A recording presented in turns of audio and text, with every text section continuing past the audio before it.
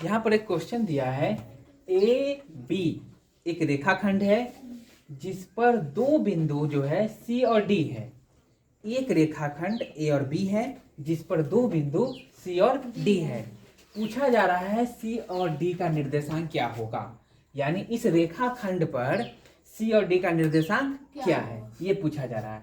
तो यहाँ पर देखिए, सबसे पहले क्या करेंगे कि ए बी रेखाखंड है ना, इसका मध्य बिंदु सी है। मध्य बिंदु क्या है? सी है। तो हम लोग मध्य बिंदु का यूज करके इसमें से सी का निर्देशांक निकाल लेंगे। जब सी का निर्देशांक पता हो जाएगा तो फिर सी और बी का मध्य बिंदु से हम डी का मान निकाल लेंगे, है ना। ये 2 बार बनाना पड़ेगा। कितना बार? 2 बार बनाना होगा। तो लिखेंगे सबसे पहले ए बराबर x1 2 y1 3,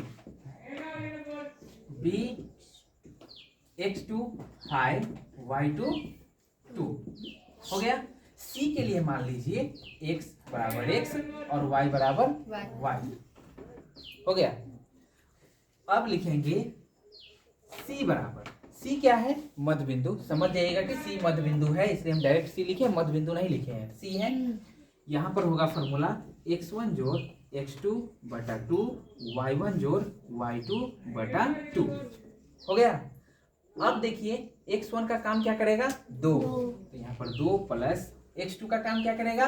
5/2 कॉमा y1 का काम कौन करेगा? 3, तो 3 हो गया। और y2 का काम कौन करेगा? 2, तो 2 हो गया बटा 2 हो गया। c बराबर, अब ये दोनों को क्या करेंगे? जोड़ देंगे। तो c बराबर हो जाएगा 7, 5 और 2 कितना हो जाएगा? 7/2 हो गया, कॉमा और ये हो जाएगा 3 2 5/2 निकल गया सी का। अब डी निकालना है। क्या निकालना है? डी। तो अब डी निकालने के लिए क्या करेंगे? सी और बी के मध्य बिंदु निकालेंगे। सी और बी के मध्य बिंदु होगा।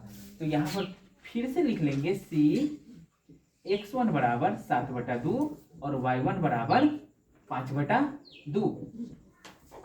उसके बाद b बराबर x2 बराबर हो जाएगा 5 और y2 बराबर हो जाएगा 2 हो गया। अब इसमें मध्य बिंदु क्या है? d है। मध्य बिंदु क्या है? d है। तो मध्य बिंदु d है, तो यहाँ पर d बराबर लिखेंगे x1 जोड़ x2/2 equal y1 plus y2/2 हो गया। x1 का मान क्या है?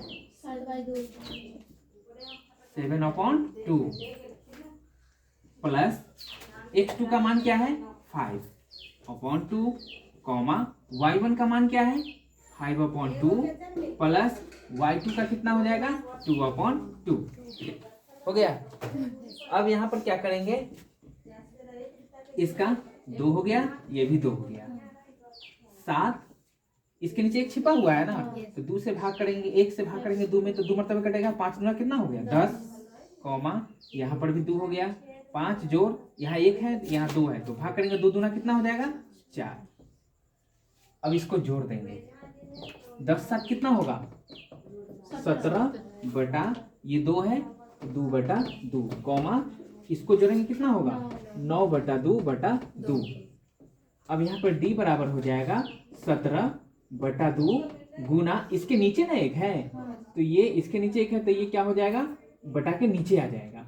इसके नीचे 1 छिपा हुआ है, इस तरह से है ना, तो यहाँ पर क्या होगा? जैसी गुना बनाएंगे इसको, तो ये हो जाएगा 1/2 कॉमा 9/2 गुने ये भी हो जाएगा 1/2। d बराबर हो जाएगा 17/2 2 दूना 4 और ये हो जाएगा 9/2 दूना 4।